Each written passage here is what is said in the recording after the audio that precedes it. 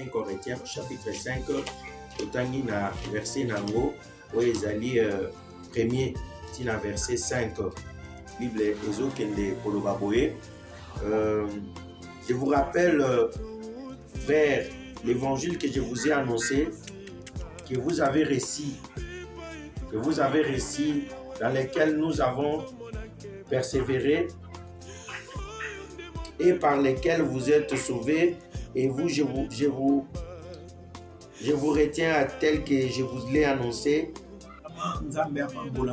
De qu'on a vu ce pasteur Delphin pour une initiative ya groupe oyo nzamba pambola basali na nzambe au bazawa vraiment elongola biso nzamba pambola bango makasi nzambe apambola pe bandeko nyonso tozalaka na bango na groupe awa banda mwakala nzamba pambola pe bandeko mususu oyo tobengaki pe bazali lokola bamama Lerontine batebele bazana basere na biso Sara baza pe wana na bandeko mususu pe bakami pe lelo lokola sere na biso elali ya Canada ta ndeko na biso frère Romain oazaka na reine na moni pe aza branché nzamba pambola pe bandeko na biso nso o mususu nayebi awa na o nayebi te nzamba azala na bango tozolobela eloko moko motu ezali ke awa balobi l'évangile oyo nanosaki bino e soki boyamba yango ndenge nateyaki bino boyamba yango ndenge nateyaki bino c'est-à-dire que évangile liloba na nzambe il faut ezala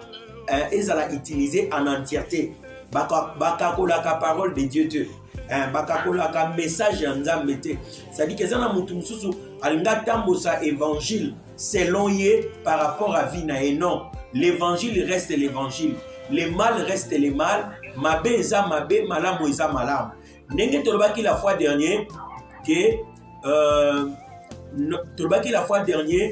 notre foi est allée attachée à une certaine rémunération dans la foi en Jésus-Christ. Bien-aimé évangile, il faut la penza pris en entièreté. Les gens aussi m'amouké kambo évangile il y a Christ parce qu'on ne peut pas parler de Christ sans parler de son évangile. Netolobi doctrine est un enseignement à mutu. Enseignement à Christ, doctrine à Christ, c'est l'évangile. Oyo ameme la kibiso. Netolo kende kolobake évangile faut la prêcher mobimba. Israël a commis dans Égypte, a commis kolingasko ba bima l'Égypte ba kende. La Bible metti nzamba bina Moïse balia agneau mobimba. C'est-à-dire que agneau wana balia e bati kata e lokote. C'est-à-dire que balia nyonso. Lo moni ke nyonso wana balia ke c'est-à-dire que évangile il faut ezala manger na ndenge nyonso ezali. Pe balobi ke balia mobimba c'est-à-dire que liloba na nzambe il faut otanga yango mobimba, il faut otosa yango mobimba okakola yango te. C'est que ne pas trouver la onction l'équipe parole et l'équipe onction non parole na onction zotambola parce que ici comme molimo na le ba esangani Yesu aza Seigneur c'est-à-dire que message en Nzambe liango malgré que et koko za la peine ba sekel mususu ya bien te c'est-à-dire que koko sa lo pasi message en Nzambe ezali lokola kisi ezobikisa beneme kisi ebikisa ke sala akapasi tonga esala kapasi bebikisaka. Bien-aimé kinine ezakana bololo makasi mais bikisaka. Que tu dois suivre l'évangile comme ça a été écrit. Peut-être des fois quand ça le passe, balobi ke musuni wana bokolia wana matiti ya bololo. Wana tango peuple ezobima. Ancien Testament eza image ya Nouveau Testament. De ce que makambo ancien lobby eza ba image ozo accomplissement dans Nouveau Testament. Bien-aimé dans les Seigneur ko l'évangile c'est Christ. Okoki kondima mutute soko ndimi maloba na yete gloire à Jésus. Okoki kondima mutute soko tamboli selon balwa na yete. Soko ke na mboka il faut landa balwa ya mboka wana. Soko bali mobali il faut ndima ba principe ya mobali wana parce que yo ndimi. Soko lingi mutu ondimi mutu ndima na makambu na ye. Eza lokolo ndimi mwasi na bana. Lokolo olingi ko bala mwasi wana za na bana c'est que linga bana na ye. Soko lingi peut-être kokota na mboka wana biki nga pona kende asile na mboka wana bien mais il faut tout ça balwa mboka wana parce que yo ndimi kokota kuna lokolo ndimi Christ il faut ndima parole na ye il faut tout sa parole na ye tu ne peux pas dire que tu aimes Christ soko zo tout sa mibeko na ye te yango moni balobi ezalaki na mibali bazaki na basi 7 bazolo bana mobali ke toko ndima yo lokola mobali na biso toko vanda na yo mais toko somba mapa na biso toko lia biloko na biso mais tombe makombo na yo non bamemaka kombo ya mobali te me baliaka mbongo ya mobali. Alléluia. Bien-aimé, mwasi aliaka mbongo ya mobali, mwasi aliaka lipa ya mobali. Mobali na biso eza Christ. Faut tolia lipa na ye oyo eza parole de Dieu. Oyo ezali message ya Nzambe. Tu ne peux pas marcher na mutu sans otosa makambo azoyebisa yo. Naye koyebisa yo lelo mpona bien koévoluer na Christ eloko ya liboso point na biso ya liboso suit les commandements de Christ. Landa ba commandement ya Christ. Eza lokola mutu banga na ndako oyo nayaka kaka kolala makambo ya ndako oyo etalinga te nga na ndako oyo nayaka kaka nalala nakende non balalaka na ndako mpona kolala na ndako. Il faut que tu saches bien aimé, pour aller loin avec Christ, il faut qu'on y ait obéir parole à Christ. Pour que musika na Christ, il faut qu'on y ait obéir misala oyo Christ a sengi sala. Yango tolobi ke agneau baliaka ye en entièreté. Parole de Christ bazwaka ngo mobimba. Iloba na Nzambe, il faut tosa yango mobimba, il faut tambola nango mobimba ne kosunga yo. Message à liboso, la limite point à liboso, suivre le principe de Jésus. Kolanda ba principe à Jésus. Le véritable mari, le véritable homme, c'est Jésus de Nazareth. Mobali ya solo, Marie ya solo eza Yesu Masia. Bien aimé, moi si wana zalaki pembeni ya libulu, la femme samaritaine. Yesu ayebisi boye, ozalaka na mibali sambo, bazalaka lokola mibali mitano. Oyo zana ye sikoyo azape ya yote. C'est-à-dire que liboso ya Yesu, liboso na ezaki na mobali mususu oyo ezalaki Yesu Masia. Mibali sambo bazalaki lokola mibali na yo. Bazalaki lokola mibali. Wana tozomona les 5 ministères. Yango moni n'Éphésiens Paul alobi, ils sont comme des apôtres, des prophètes, des pasteurs, des docteurs et des évangélistes. C'est-à-dire que les 5 ministères sont comme, ce ne sont pas des évangélistes. Ils sont comme des évangélistes. Mais il y a le véritable évangéliste qui est Jésus de Nazareth. Dans moi, si tu avais 5 maris, 5 maris, ce sont les 5 ministères. Et le 6e que tu as maintenant, le 6e c'est les faux prophètes. Les ministères des faux prophètes, eux ont agir dans le temps de la fin. C'est ça le 6e. Eux ils allaient chiffrer, eux ils allaient chiffrer à Moutou. Eux ils allaient chiffrer 6. Bakriaka Moutou, Satan a beau dollar en haut, a commis ça au chiffre naé, a mis si marque à 166. C'est-à-dire que 6 soit le 6e que tu as maintenant, n'est pas ton mari, c'est le ministère du faux prophète qui apparaît vers la fin du temps, mais il y avait le véritable, le 7e homme, où il y a Yesu Masia. Moutore ko pesa yo vie ko relever na bitumba ya famille eza Yesu Masia. Mutu akoyi ko pesa yo victoire, asali yo grâce et to kende liboso za Yesu Masia. Cette femme était une femme prostituée, moi je suis na na soni, mais tant okuta na Yesu alongoli soni. Et loko na ko yebisa yo ko kangama na Yesu longola ka soni. Yesu alongola ka honte ya vie. C'est que soni moko elata yo. Batu nyonso bayebi ke yazala ka boye.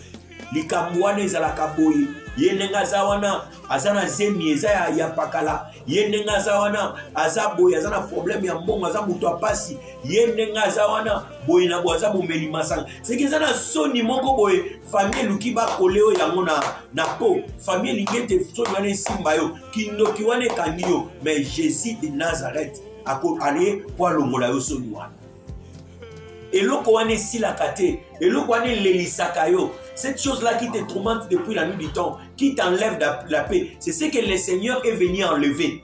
Bien aimé dans le Seigneur, on a parlé, on a dit ceci, que le Seigneur d'Israël, Yesu Masia, Jésus de Nazareth, nous enlève la honte.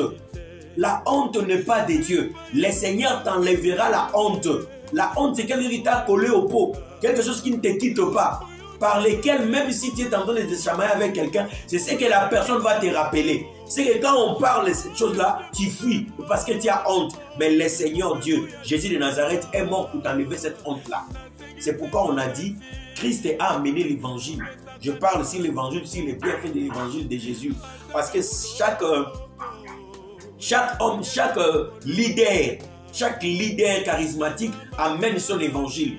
Mais Christ n'était pas seulement un leader, mais Christ était Dieu. Dans l'évangile, c'est comme au temps de David. David aima la femme d'autrui, Bathsheba. David voulut tuer son mari. Il lui donna une lettre. Alléluia. Ça dit que Uri a apporté une lettre dans cette lettre, on avait écrit sa mort. David a donné quelqu'un une lettre. Il avait besoin de tuer ces messieurs-là, ces généraux, parce qu'il avait pris sa femme. Il a écrit une lettre, il a donné à ces messieurs-là, il a dit, donne ça à Joab, là où il y a l'armée, là où tu pars en guerre. En arrivant au fond, dans cette lettre qu'a mené Iri, la lettre qu'a mené Iri parlait de sa propre mort. Donc ça dit que la lettre qu'Iri a menée, c'était une lettre qui parle de sa propre mort, qui l'amena vers Joab. Joab ouvrit la lettre et dit lire la lettre et a dit mettre Iri là où il y avait la guerre forte. Ce sont les instructions que David avait données. Bien-aimé, Iri est mort pour la femme. Iri est le type de Christ. Bien-aimé, ce soir, ce matin, nous allons parler aussi des gens qui typifient Christ dans la Bible. C'est-à-dire que Christ a amené l'évangile qui parle de sa propre mort. C'est pourquoi, quand Pilate disait que je vais te sauver, il a dit non, tu ne peux pas me sauver parce que je suis prédestiné à mourir. Car l'évangile qu'il a porté parlait de sa mort. C'est pourquoi quand Pierre disait n'allons pas là-bas, il a dit que j'irai là-bas. Parce que Jésus a porté un évangile qui parle de sa mort et Jésus est mort pour la femme qui est l'église. Bien-aimé, un homme est mort pour toi, c'est Jésus de Nazareth. Jésus te donnera la vie, te donnera la force et la puissance. Donc le message que Jésus a porté ce matin, notre premier point, qu'on vient de dire, on a dit ceci. Notre point qu'on est en train de parler maintenant, on a dit ceci que Christ nous enlève la honte. Christ nous enlève la honte. Christ est mort pour nous à la croix. Qui peut mourir pour toi? Personne ne peut mourir pour toi. C'est seulement Christ qui peut mourir pour toi. Personne ne peut te faire tomber. C'est seulement Christ qui peut te faire tomber ou te relever. Bien aimé, je suis venu dire à une personne aussi l'autre point que je vais dire, les profondeurs appellent les profondeurs. Ce qu'on nous dit que musique en Nzambe, c'est profond. Sois profond dans ce que tu fais. Donc ça dit que sois profond dans la prière. Ne prie pas pour prier. Ne prends pas Christ comme quelque chose qui est là quand j'ai les problèmes. Mais que Christ soit ta vie. Chaque fois, regardez Élie. Quand il a cherché Dieu pendant beaucoup de temps, la Bible me dit que Dieu éleva Élie. Mais quand tu cherches Dieu, ne cherche pas Dieu pour chercher. Ne prie pas pour prier. Et le temps de chercher Dieu profondément. Donc, Mouto à côté de la profondeur et ben de la raïpe makambwa bien. Beaucoup de gens, leur vie n'avance pas malgré qu'ils ont Christ parce que bazora Christ na kiloté. Mais ba côté de la profondeur te makambazo sala. Sers le Seigneur de tout ton cœur. Un négligent ne verra pas la main de Dieu. Un négligent ne vivra pas la grâce de Dieu. Quelqu'un qui est profond, quelqu'un qui est concentré dans ce qu'il fait, il vivra la grâce de Dieu. Tant que aux unes nous prières aux sérieuté, au comment on a miracle en Zambete. Tant que au quotidien la dimension en profondeur, au comment la dimension en Zambete. Et ça n'a pas dimension, n'a pas dimension. Et ça n'a mutu à un niveau à parvis extérieur. Loazali banda, parvi on ezali banda. Et ça n'a mutu à une dimension allié saint. Et ça n'a mutu à une dimension allié très saint. Mutu à la dimension, il y a parvis extérieur. C'est lui qui a la dimension du parvis extérieur. C'est-à-dire que c'est quelqu'un.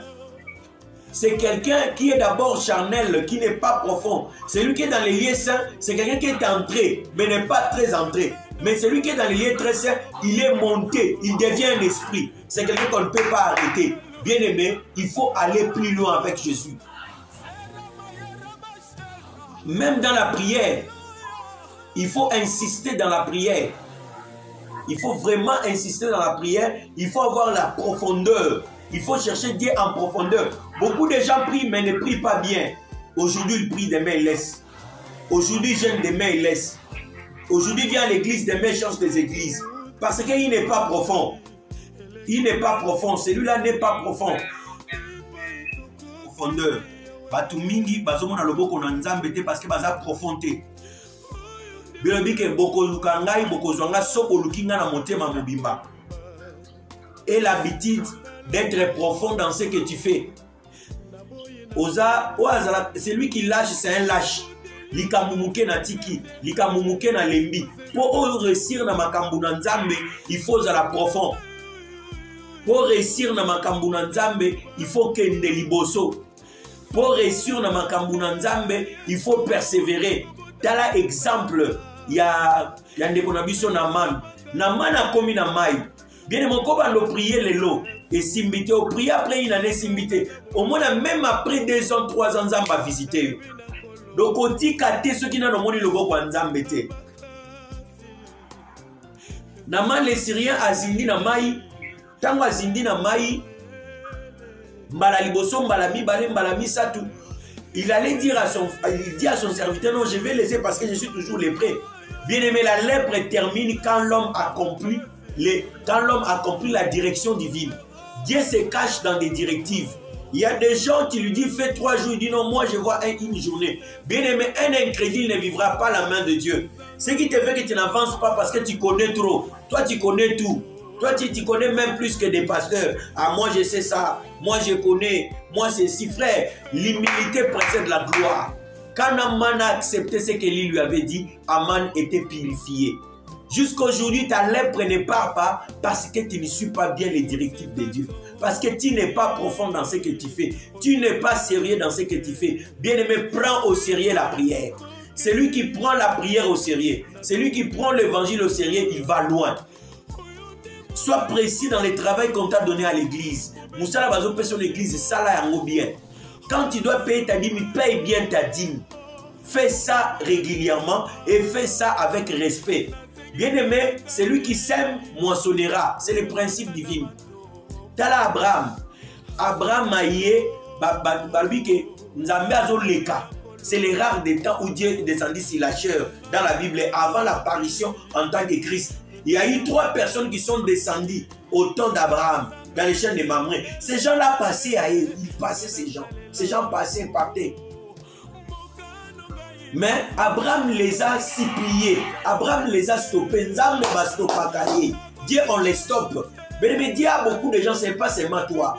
Dieu a beaucoup de gens sur la terre. Tu dois faire des façons de les stopper. Bien aimé, tu dois faire des façons d'utiliser tes opportunités. Ce que Dieu te donne aujourd'hui, ne crois pas qu'il te donnera encore demain. Ce que Dieu te donne aujourd'hui, ne crois pas que demain il va encore te les donner. Mais bien aimé dans le Seigneur, il a arrêté l'Éternel. Et l'Éternel a mangé dans sa maison. En mangeant, il a demandé où est Sarah. Bien aimé, Christ, tu dois aussi toucher Christ.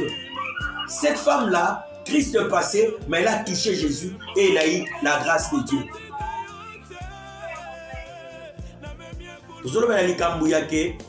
À un moment, il faut saisir l'opportunité. Bible les présents élargit les relations. Ce que vous avez présenté au vite. C'est-à-dire qu'il faut qu'on saisir l'opportunité dans misala nzambe bazopesa yo. Il faut savoir saisir l'opportunité dans le travail de Dieu qu'on te donne. Il faut savoir saisir l'opportunité dans ce que tu es en train de faire dans l'œuvre de Dieu. Il faut savoir saisir l'opportunité en faisant aussi tes dons par rapport à l'œuvre de Dieu. Bien aimé, Abraham arrêta Dieu. Dieu était en passage. Des fois, il faut qu'on arrêter nzambe na kati ya ba prière, na kati ya ba sacrifice. Et l'autre année que ça là que oh arrêter nkolo. Et l'autre année que ça là que oh kende liboso. Abraham a arrêté avec un problème. Dans son problème, le Seigneur l'exauça. À des fois, comment aussi faire que Christ puisse agir, que Christ n'échoue pas dans nos vies. Parce que quand quelqu'un, sa vie ne marche pas, c'est l'image de l'échec. C'est l'image de l'échec. Bien aimé, ne nous voilons pas les yeux. Bien aimé, si tu as un problème qui ne marche pas, c'est l'échec. Mais Christ n'est pas un Dieu d'échec. Abraham était un homme de Dieu, mais il avait le problème de la stérilité. Mais bien aimé, comment cette stérilité? Parce que ce n'est pas par la prière. Il a arrêté l'Éternel dans sa maison. Il a offert des choses à manger à l'Éternel. L'Éternel, en mangeant, il a prophétisé pour Sarah. Il a donné l'enfant à Sarah. Je suis venu te dire quelque chose. Yebaka kosunga misala yanzambe. Yeba kosunga ba œuvre yanzambe. Bien aimé, on a arrêté la prière. On a arrêté la prière. Daniel priait, mais l'ange a arrêté la prière. Mais on ne peut pas arrêter l'offrande. La Bible dit que le monsieur ici a dit, Gédéon a dit, si tu es l'Éternel, sois ici, je pars chercher l'offrande. Bien aimé, il faut savoir combattre avec tous les armes possibles pour ton problème. Comme j'ai dit, il y a des problèmes qui sont résolus par la prière. Il y a des problèmes qui sont résolus par la sagesse. Il y a des problèmes qui sont résolus par des déclarations. Il y a des problèmes qui sont résolus par les présents. Sache à faire l'œuvre de Dieu. sache à faire les présents dans l'église, sache à soutenir les hommes de Dieu, sache à toucher les cœurs de Dieu. Abraham a touché les cœurs de Dieu, Dieu l'a répondu. Et Dieu n'était pas descendu avec joie, il était descendu pour détruire Sodome. Mais Abraham l'a arrêté. Et Gédéon a arrêté les seigneurs au temps où mendiant créait des problèmes. Ce n'est pas Dieu qui a dit à Gédéon de faire quelque chose. Gédéon a dit, si tu es l'Éternel, sois là, attends-moi. On ne peut pas arrêter l'offrande, on peut arrêter la prière. Parce que la prière de Daniel a été arrêtée. La prière de 21 jours que les gens font ici, ce n'est pas que Daniel avait calculé que je vais faire 21 jours. Non, Daniel a commencé à prier. Et la réponse ne venait pas. C'est pourquoi en persévérant, il a fait 21 jours. Je suis venu dire un point très important. Pour amener Jésus à la victoire, et tu dois être quelqu'un des offrandes. Tu dois être quelqu'un de présent. Donc, continue dans le point très important. David a un problème. Liwa et Kotaki. Liwa et Kotaki, frère. Et ça, biloko na Bible toko longolangote. Bien aimé, Bible bakakola kangote. Biso mutokoma Bible te. Bible utana ba yanzite bandeko. Bible utana ba lubate. Ata ba mbengi ba juif. Bible utana ba juif. Bible utana ba israélite ba hébreu. Bible utana ba ngala te utana ba indien te. Bible na kati ya Bible, il y a ce qu'on appelle l'offrande. Parce que Yesu est offrande. Dans la vie, il faut savoir aussi soutenir les œuvres de Dieu. Dans la vie, il faut savoir servir l'Éternel. Cela est très important.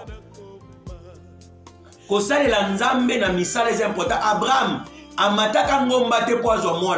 Abraham Alexei Batan et Bela mais Abraham a arrêté les seigneurs et lui a donné à manger et le Seigneur lui a donné la faim. Il a dit où est Sarah? C'est en mangeant. Oh yes, c'est en mangeant que Abraham a été béni. En mangeant, Dieu a dit où est Sarah? L'Éternel était sur table.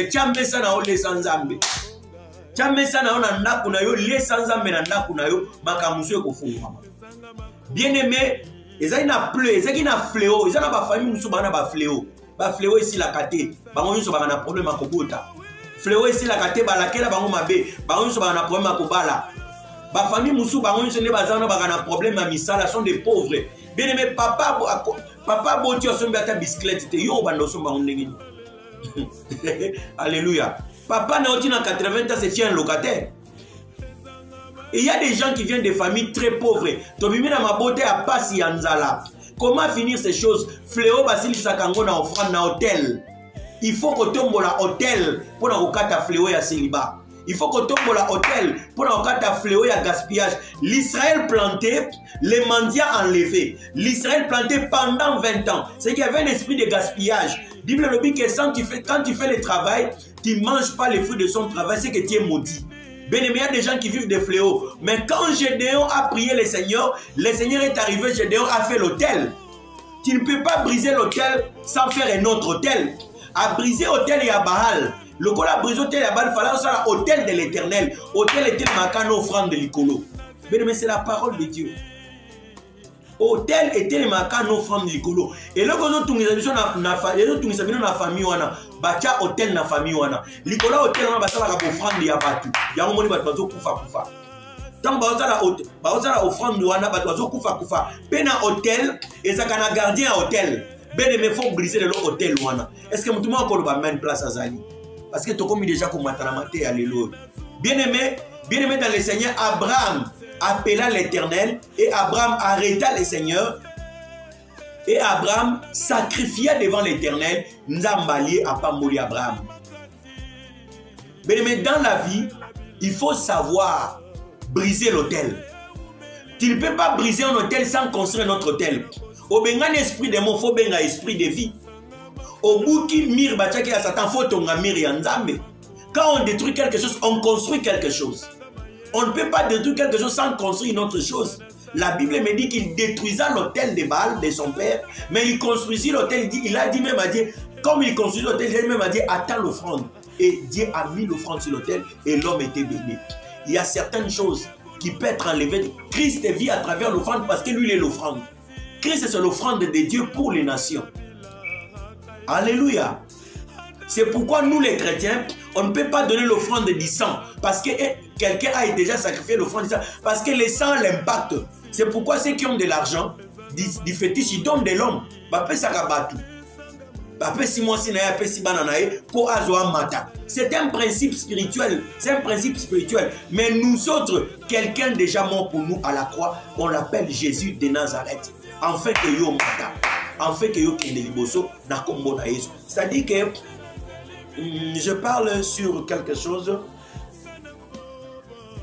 Jacob, Isaac a dit je vais mourir, je vais vous bénir. Je veux vous bénir, moi je vais mourir. Bien-aimé, Christ vit à travers l'offrande aussi. Christ n'échoue pas. Ce qu'on dit pour tomber la Christ a tellement pas bunda. Ça travers aussi l'offrande. Ayebisi bangolobi que je vais mourir. Na lingina kufa. Je vais mourir maintenant, mais cherche-moi un bon gibier que je mange et je vous bénisse. Mutu pa pambola yo fa sepela. Ozana mubali nanda kuyozaka pesanga mbongo. Pesanga mbongo. Non frère. Lambelaye pesa ebiloko alia avanda kimi alia sepela senga emonga opesa luba men makasi ndeko na bien fini to le téléso ngana limana zote ya mo moto sepela amen amen Jésus Christ yozaka pesa ngambongo bombisa ke mbongo mwasi mo bimbalo kwa soda lokola askari okanga ke longi botana ndozo kokuma konunga ozana kanda nani yo. Alléluia. Bien aimé, d'abord, il y a quelque chose que je ne comprends pas des enfants. Moi, Nzambe, azakana image ya Nzambe, Nzamba muto a joie. Nzamba muto frère ozé logika abo. Yo kangeke logika, yo zakana naza logique. Logique ne ko bangi sabatuté au bomandé yo mo. Bien aimé, moi Nzambe, la Bible dit que réjouissez-nous dans le Seigneur. Et l'on y a muto refléta ka motema na ye. My God.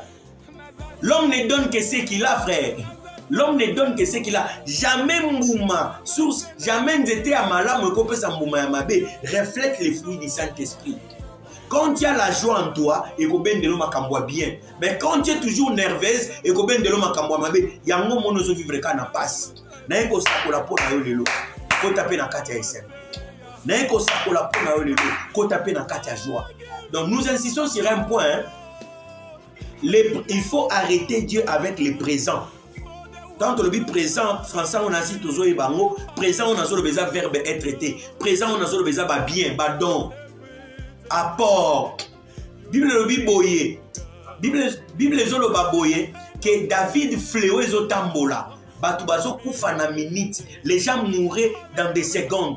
Mais la Bible me dit, il consulta les prophètes. Les prophètes lui disent, va quelque part, cherche une terre. Et le gozo bomo lingi tro makambo ofele. Olingi tro makambo ofele, ozu mwasi ovani na ndaku ya ofele. Ya omoni ba oloka ona famille mwasi ti ba joli ya obana. Le ba men makasi. Le ba men makasi atana zo kote bisiko za na ndaku le ba men. Et loko ezaka ya ofele ezaka ya faux. Ba mama ba ebi. Soki omoni wenza bitula na kisasa, eza bilo soki na wenza bitula na poko, eza bilo ko pola. Et loko ya cher ezaka bien. Et loko est expensive ezaka. Omoni eloko ba africain balobaka, ba kasayen balobaka boy. Tonga ebungi na lisano, et tonga balokoti na lisano ebunga ka pe na lisano. Et loko moni li pasite, oka souffrance nangote. Bien-aimé, Nzambe abatela ka mokili. Batu bakufa pam bakufa kufate po amone la passe ya kufa ne kulusu yango abatelaka. Ayebi evre ni passe ni na mona rapona batu. Na yeko sakola pona yo. Nzamba sala o mutu ya cher. Nzamba sala o quelqu'un d'important. Nzamba sala o quelqu'un ya bien. Babi que David aye asali hôtel, asali sacrifice, salami que Bible zolo bake maladie katani. Bozana fléau na famille na bino. Ya ba maladie moko ici la kate. Bozana fléau ya famille na bino soki bomati, suka bokitaka. Bozana fléau na famille na bino ezalaka ke batu banunaka sanko bala. Bozana fléau na famille na bino bobaluka ka place moko. Tala fléau ni netumisaka famille na yo. Bien aimé, babi David tango asali hôtel wana fléau ekatani. Mandia azalaki chaque fois ko yiba biloko ba Israélite, tango ndeko na biso jedewa buki hôtel la balle. Aye ko tonga hôtel ya Nzambe bilobi ke ba mandia bakoyi eloko wana esili. Mais combien de temps yozo seme ozo bukate? Combien de temps sala musala ozo bénéficier? Combien de temps misala ekufi yo? Combien de temps on bandi fiançailles et baby, on bandi relation et baby? C'est-à-dire que ozo sala ba effort mais mutu moko azo yiba à partir ya lelo. Mandia avi na yo akoyi. À partir ya lelo tant ya mandia ekoyi. À partir ya lelo okolona poko buka. Oko sala poko do fruit ya musala na yo. Bien aimé, j'ai parlé sur un point très important. Voilà quand on a un point Christ a la victoire peine en offrande. Christ a la victoire peine en soutien. Yo soutenaka misala na nzambe te, osungaka bana na nzambe te, osalaka eloko moko te, yo lingaka bapesa o mais yo pesaka te. La Bible dit que les livres firent ouvrir à Jésus. Hein papa? Balobi qui n'attend de la fin, la Bible est tout le temps la Bible comme tout ici. Alléluia. Papa, pasteur Delphin, balobi te que Bible, bafongoli babi que no mikanda e fungwa maki mukanda te. Et maintenant, attend de la fin, livre de la vie, c'est-à-dire conclusion à Souka. Mais avant de faire le livre de la vie, il y a un livre révélé, et puis ce qui va conclure, il y a un livre de vie. Il y a un livre de souvenirs des Alaki. Babi que Mardoché, le roi ne dormit pas. Il dit, qu'est-ce que j'ai fait à Mardoché par rapport à ce qu'il a fait? Il a dit, il lui a fait. Il s'est souvenu de Mardoché. Nzamba kokanise la ona nini. Car on a parlé langue yolo bakara no kosi. Batu yoso ba bakara langue. Pose la vision, même pas n'amiqué la vision. Pourquoi il s'abat? Oh, ben intercesseur, pourquoi il s'abat? Le va même ma casse. N'amon n'a pas mon bala sur 14 ans. Après, après, pour la bague. Après, ça a un message, après, ça a un peu prophétie comme ça. Oh, moi, j'ai un doumba qui n'a pas la chose parler en langue. Hein, et ça donne de l'esprit. Va bien en don. Va bien en don. Fruit des éloges comme sous, moussou. Donc, les éloges va passer mon quoi ça est là, on moussala. Alléluia. Donc, quand tu as monté dans l'eau la terre, et là, quand tu as monté dans l'eau la pasteur, ils ont fruit à Saint-Esprit. Et puis, ça met un vrai chrétien. Le va même ma casse. Mais l'eau qu'on a organisé, le zaliba effet au sali. On a dernièrement parlé que Jésus c'est un Dieu des actions. Ce qu'on sali action, nzamba aussi l'eau action. Ce qu'on a mouton maloba ebélé, nzamba aussi l'eau mouton maloba ebélé. C'est pourquoi moi j'aime des actions. Il y a longtemps passé des femmes, il y a pour ça l'action, il y a l'action. Dans une on a préparé campagne, moi ma casse pour n'enlever, Mikolo toke de Liboso. Koloba mingi tu parles trop. Toi tu expliques trop, hein, Omoni, tant que tu Sambela, Omoni, Sikoyo, Olobarami, Moussa et l'autre. Quand tu fais des choses, Dieu va faire pour toi des choses. Ndegonanga, ça sali plateforme, ça liamo. Et c'est l'eau sali. Si c'est une œuvre que quelqu'un a conçue, c'est que Nzambe pas au sali là. Dieu ne connaît pas Moussa Maloba trop. Mon abattu expliqué quand va verser, tant que tu rejoins Job, tant que tu rejoins Abraham, tant que tu rejoins Boye. Ozo bala ete izaka tango tokozwa Noé omoni tiko Noé tango akotaki masuwa omoni tiko masuwa tango akotaki Lote papa non banda action nzamba action nzamba action. Tu sais David c'est un gars que j'aime bien. David a dit ceci: je vais construire pour toi un temple. Nzamba lui David c'était pas un homme très intègre. David c'est parmi aventuriers à la Bible. C'était pas très... Mais David a dit à Dieu, je vais te construire un temple. Nengina tongela yo temple. Beneme yeba ko tonga misala na Nzambe. Yeba na ndako na yo tonga hotel na Nzambe watu ba sambelaka. Yeba ko teaka Nzambe na musala ko tokenda kosala. Yeba ko tunga misala na Nzambe na basali na Nzambe. Fais des œuvres pour l'Éternel. Toi tu parles trop, tu pries trop, mais tu n'as pas des actes. Les actes amènent les actes. Noé a tonga arche. David a fait sa maquette à temple. Salomon a tonga temple. Moïse a libéré Israël. Anna bota Samuel. Vous comprenez? Les gens de la Bible ont fait des œuvres. Le Dieu c'est le Dieu des œuvres. Tobi amène ma casse. Tobi alléluia ma casse. Tu peux demander à ton voisin qu'est-ce que toi tu as déjà fait. Toi tu es là toujours en train de demander. Tu es un demandeur. Qu'est-ce que toi tu as déjà fait? Tu as la ce qui m'a fait. Au moins, il y a autant de biographie. Il y a autant de biographie. Il y a autant de lycée Bosangani. Il y a autant de collège Malula. Il y a autant il a été directeur général de Eloko Boy. Abandaka Eloko Boy. Asalaka Boy. Papa, tu continues à point Moussous. Kokene na mokili boy tetika ba trace. Yesu azali nzambe ya ba trace. Ne meurs pas comme mère le bête. Kufa lokola barwa ba kufaka. Mwana na nzamba akufaka na liwa ya sanga sanga te, akufaka lokola prince reçoit la grâce. Kokoleka na mokili te tant kotika ba trace. Okotike la bana nini? Okotike la bana nini? Okotike la bana nini? Okotike la bango kama loba non, eza na biloko yo fotika na mokili. Mais c'est toi qui es le vrai bâtisseur. Parce que Christ, c'est le bâtisseur. Il a bâti l'église. Le Seigneur, l'Éternel a bâti le monde. Les vrais bâtisseurs, ce sont les enfants de Dieu. Reçois la grâce au nom de Jésus. Il y a un moment qui y a famille. Ils ont travaillé de fait que ils ont bon moment ça de l'autre côté. Ils ont de façon que au salamankamou bénéficier. Cette fois-ci, n'a pas esprit à mandial, il y a mandial. Cette fois-ci, n'a pas esprit à mandial. Au colon n'a pas kobuka.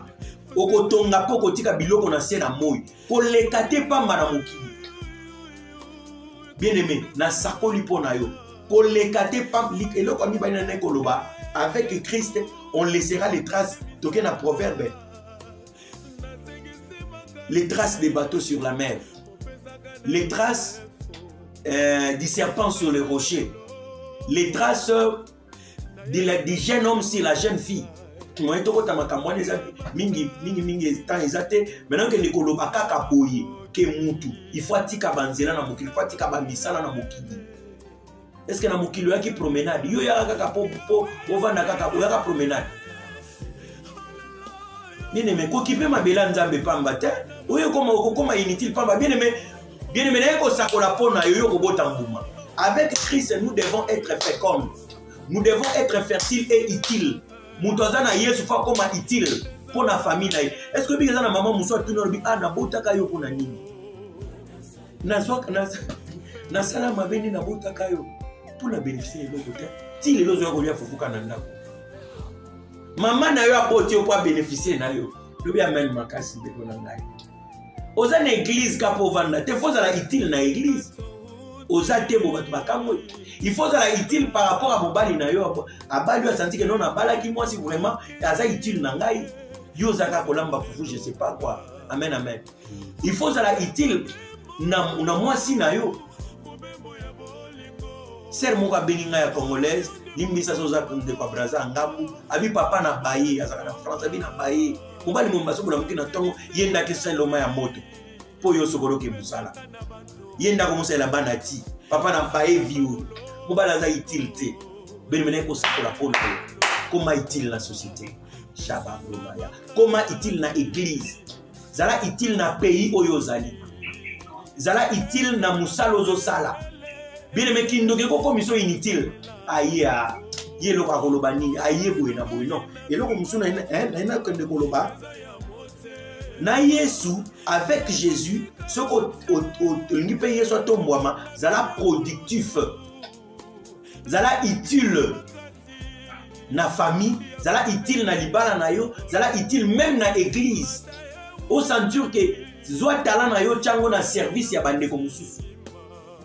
Baby que qui sera plus grand que vous, c'est celui qui se fera votre serviteur. Pour oser la plus grande que baninga, il faut ça la bango ba salité. Il faut ça la serviteur na bango nzamba botombola.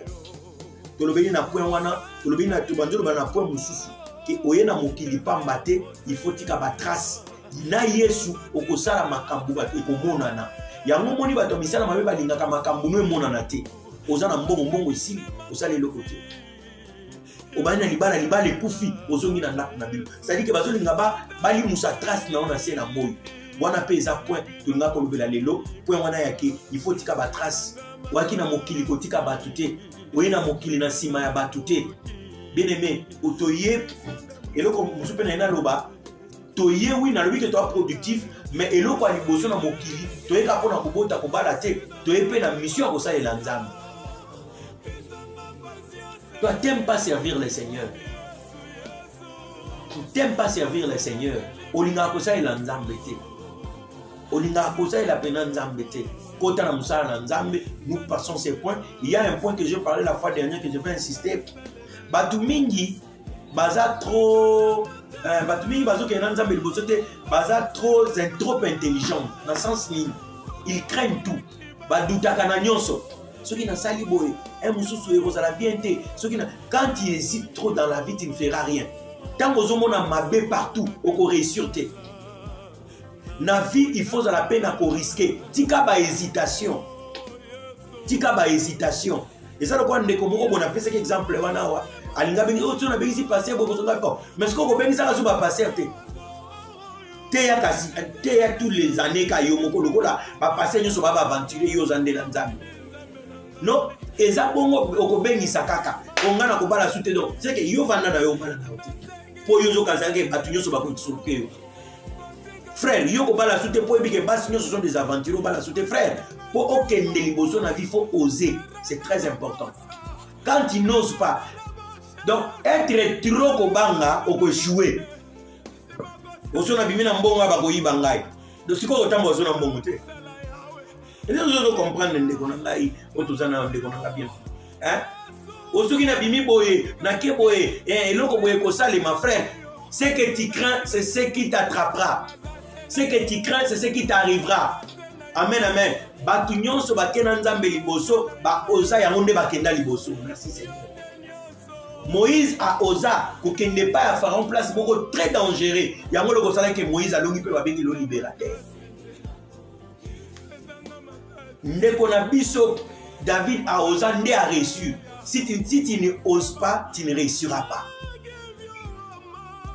il faut qu'on ose pour réussir enlève la crainte question na sali boye batu bakoloba boye soki na sali bien aimé ça ce sont pour des petits pasteurs biloko wana ya kolanda ke balobaki na ngabo eza mpona ba chrétien ba bébé osoki na sali bo bakoloba non non frère batu baloba kaka yo sali loko nzamba tio na kote osoki na sali boye soki kokoma boye tango batu bakosala boye ekokokisa papa okozwa ta ebele okozwa ta ebele tio komuna okopusa musika makambo okosala elo ndeko na ngai ya mwasi reçois la grâce au nom de Jésus message na ko biso eloko nzamba tio na motema sala yango nzamba kozala nayo nzamba bina Jérémie na tindio liboso ya bato ozo comprendre soko lengi liboso ya bato nga na lengisio mais soki yo otelemi makasi nga na kopeso makasi okoyisa bango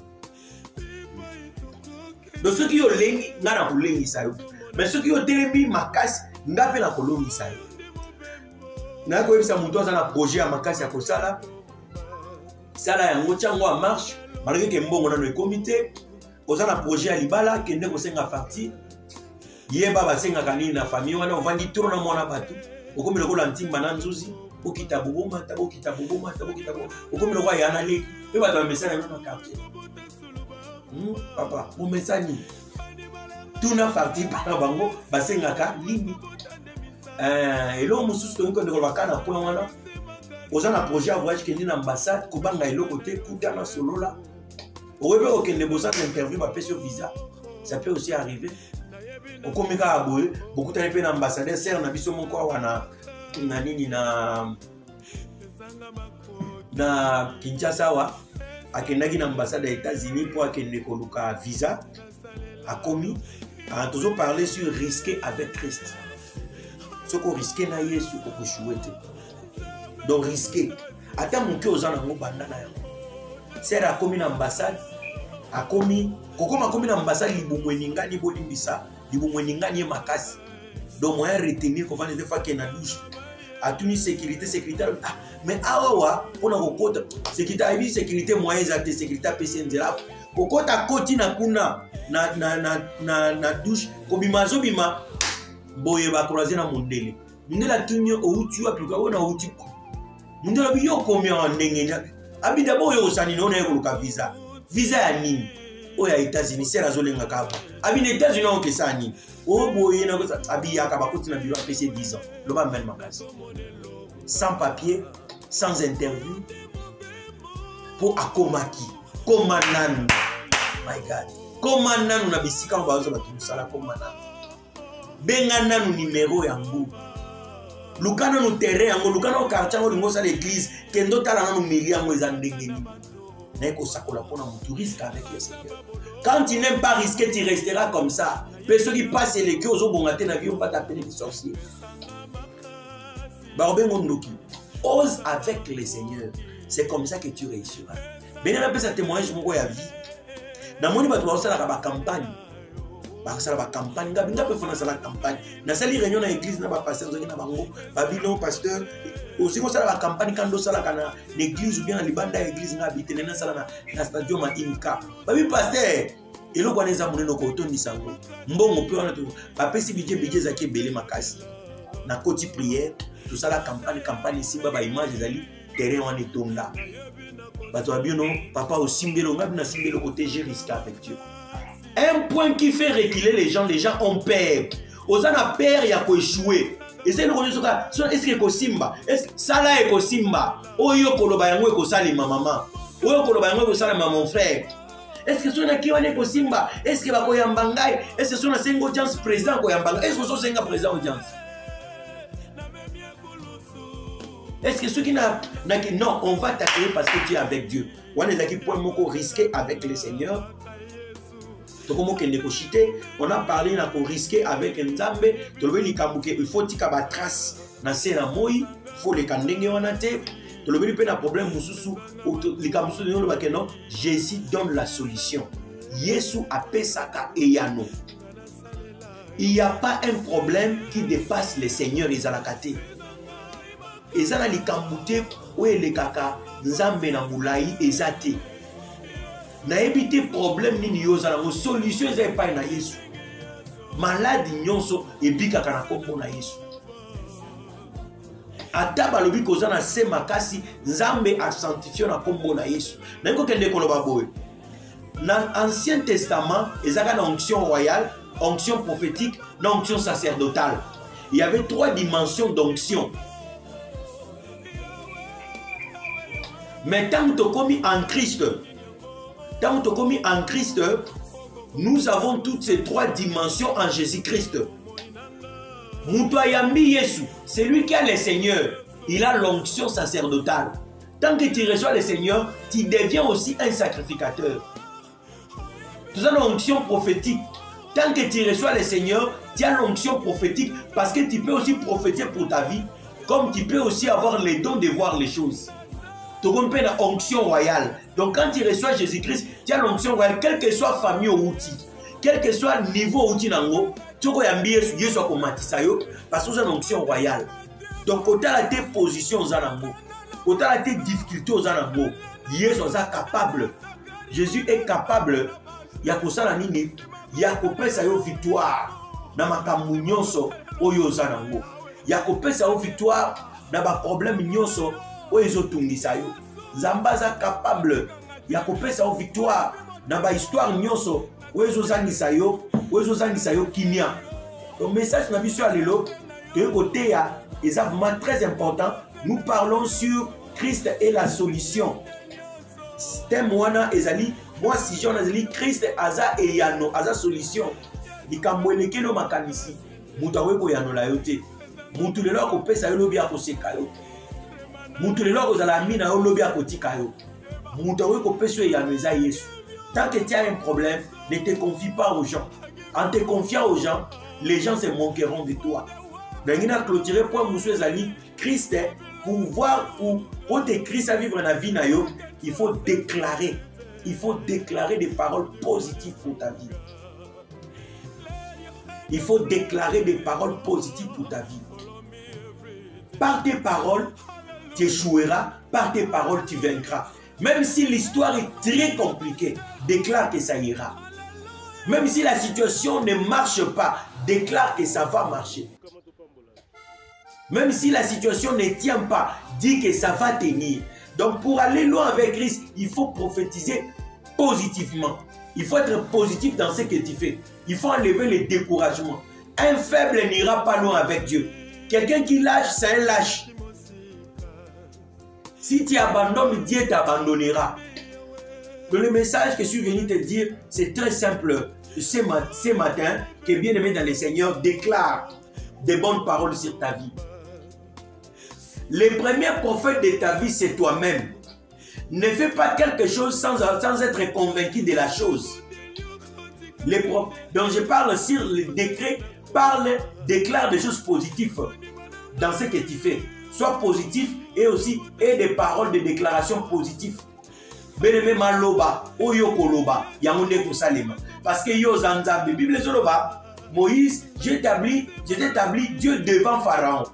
C'est-à-dire que banguna na yo, o baza ba Pharaon, yo zanzambe liko na bango. Nyoto kolo akona bango eko salema. C'est ce que je vais te faire comprendre aujourd'hui. Il a dit que je t'ai établi Dieu devant Pharaon. C'est toi Moïse. Qui est Pharaon? Ce sont tes ennemis. Comme tu es Dieu, c'est que tu as la parole de la création. Dieu t'a fait Dieu à cause de la parole que tu as. Donc déclare des paroles sur ta santé. Déclare des paroles sur ton mari. Dis des bonnes choses sur ta femme, sur tes enfants, sur ta maison. Tu vivras la main de Dieu. C'est pourquoi il faut faire attention, nous chrétiens, de ne pas parler n'importe quoi sur nos maris, sur nos enfants, sur nos familles. Habitit na yo ezaka kolakela ka mabe. Yo mobali yo ozalaka boye. Yo mwana oyo yo lokolo mikinga tokotala. Yo mwasi yo ozalaka boye yo mwasi yo. Non, Bible dit que Jacob appela ses enfants, il bénit ses enfants. Amen, amen. Jacob appela ses enfants, il bénit ses enfants. Bénis ta femme, bénis ton mari, bénis ton travail. Quand tu sors, est-ce que place dans le Kosimba, le man nazo bima na okende Kosimba. Est-ce que musalo to bande Kosimba? Non, musalo e Kosimba. Mobali nanga o bima nzamba kozala nayo. Yango moni mobali azozonga maboko pamba. Azoyaka na maboko neti askari, neti soda, azobetaka boyinde to ate loko te na maboko. Bana bakomika tala baninga muninga zona bachef parce que sa femme le bénit. Yo pambola ka mobali na yo te. Mobali na nga pamboama, nzamba zala na yo. Tu vois que cet homme sera béni. Quelqu'un n'est pas béni là où il part. Quelqu'un est béni dans sa maison. On ne part pas prendre la bénédiction, mais on sort avec la bénédiction chez soi. C'est pourquoi, là où vous habitez dans la maison, qui est la paix. La bénédiction vient de la maison, ce n'est pas de l'extérieur. Naïko sakola po na yo, kende liboso. Na sakoli po na yo émerger. À ta famille, laquelle qui m'a béni, nga moussani na laquelle malade. Riben a salaki mabe, merci Seigneur. Riben a salaki mabe, likolo ya papa naï. Azu moi si à papa naï laquelle mabe. Abi que Riben ne vive pas. Riben n'a pas ici préminiscence naïo. Mais bien aimé dans les seigneurs. Quand Moïse a en tant que père d'Israël spirituel, père spirituel d'Israël, a bouki makambo Jacob a dit que Riben vive. Et quand on a mabé boussou sur ça, il y a dit que nous sommes là. Tu dis amen, amen. Et ça n'a pas boussou battu dans la guillaume qui va la qui la mabé. Dans le but que tout est dans ça, dans ma bouche, mais dans le but dans ma bouche au ça. Et ça n'a pas de soupe à la bague, bazoka mon père, le yo yé du kozoka mon père. Mais bien le colo yamba yesu, vive, le bani loup. Amen, amen. Il y a de mal que toi tu connais que tu avais fait. Mais na sakoli ponayo. Na kombo na Yesu Masia, mabe wanelo. Bien aimé, aie l'habitude de bénir tes enfants. Aie l'habitude de bénir tes frères. Aie l'habitude de bénir ton homme et ta femme. La mauvaise femme, c'est la femme. Omoni yo, yo kotelengana na mboko yo. Omoni yo, c'est quoi? Papa ya ndoki. Ceux qui bana basé le fois rappel avant biloko ba ibaka. Omoni yo tango zaka na première CO. Webi biloko nango yiba ko kendaka nango koteka na wenza bituna na kowet ozo yeba papa sina bota sina bala na koma pe na poto yozo rappelenga ka biloko na yiba na oteka na kowet papa ya ndoki quand aïe nangina le biloko c'est très important pour la banashi na ça makambo. Un vrai chrétien arrêté na kabatu na motema te. Mon Christ la solo akangaka bato na motema te. Un vrai chrétien pardonne. Et là, ça le motema na yo ça la motema ya malamu. Babi errez ceux qui ont le cœur pire parce qu'ils verront les seigneurs. Toi tu ne sais pas pardonner, ozala motema moko ya mabe. Un cœur qui retient le gens. Nene expliquer le moko. Ozala motema ne ba kongo ba motema nketo. Hein? Motema moko ya kokanga bato na motema. Donc tu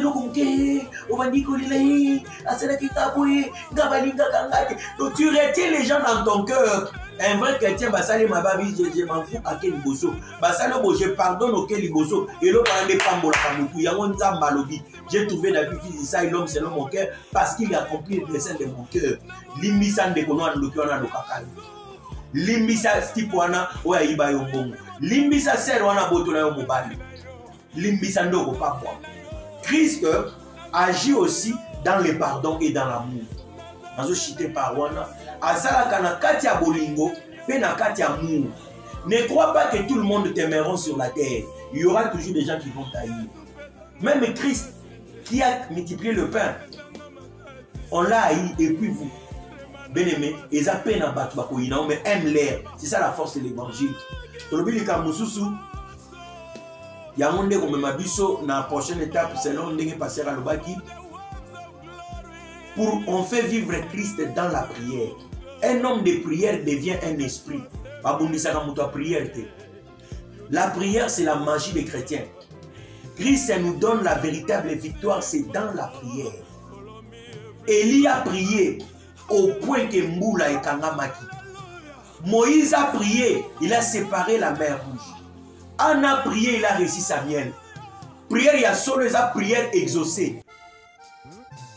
La prière n'est pas une méditation, la prière c'est une conversation. Ça me rend fou quand on prie et Dieu ne parle pas. Moi quand je prie, il faut nzambalo. Na mesana na nzambe bongo. Omoni nzambe faut mesanisa. Yango moni tolobali kambo alliance, nzamba mesana kana ndenge yozo memelaye. Nzamba imposa la mutite. Bien aimé, quand tu parles, Dieu doit répondre parce qu'il a la. Ceux qui nous ont dit qu'on est l'image de Dieu. Ceux qui ont la monopole, c'est que nous n'avons pas répondre. Nous n'avons pas répondre dans le message, nous n'avons pas répondre par péché au résultat. Si quand nous avons péché au résultat, on va jouer. Si quand nous avons fait sa solution à un problème, on ne prie pas pour prier. Ce n'est pas une méditation, on vient méditer dans une église. Non, ce n'est pas la. Quand on prie, c'est-à-dire que c'est une conversation. Quand tu converses avec le Seigneur doit te répondre. La prière est très importante. Ceux qui ont moni babandi comme ma vie de prière na yo, yebare balimba simba. Perdre nyonso, mais ko perdre vie de prière te. Perdre nyonso, mais ko perdre bonzambe te. Na kati ya vie de prière, ne ba chaîne katanaka. Na kati ya vie de prière, ne to senga kanzambe to zoka makamu. Yango moni eloko aliboso satan salaka a décourager biso poto tika prière. Le lo moni makambozo le kanakati ya ba pasteur, bo ba YouTube bona mwezaka po yo lemba ko sambela. Omoni le londo ozangi mbongo. Satan zo linga kaka na mbongo na mpia ke beta yo pona nini otika ko sambela. Tala lo bazo compliquer na libala. Eza ko lobaka ke nyonso na zo sambela mais na zo bala te potika ko sambela non n'abandonne pas. Potika ko sambela te ti okomona osimi miracle no na maboko. Kotika ko sambela te ti okomona Yesu a visiter. Donc message d'un gobiso lelo, Jésus nous donne la victoire dans la prière. Donc que Dieu vous bénisse. J'aimerais que nous prions par rapport à cela. Nangi to prier ba point mi balé kaka, to prier na nous pona likambo ya hôtel hein. To font la micro, prier pour likambo hôtel, likambo hôtel. Ça dit que les ana ba famille au batia ba hôtel. Font la micro na to yito sambela mukena tika maloba et pas ya ba kambi. C'est-à-dire que les ana hôtel batia na famille na bino. O ezo sala. Oh, ici, quand il va sacrifier Batou, ou ils ont ça qui Batou, va évoluer. Sambela est pas un Nzambe. Le ban Nzambe, hôtel, le bâtiment, la famille, la biso. Pote Batou va évoluer. Na bouki yango. Bateau, bachaka, par le va sentir pour la combattre l'hôtel, on a pas panzana. Tu pries na combo na Yesu, tu pries na combo na Yesu.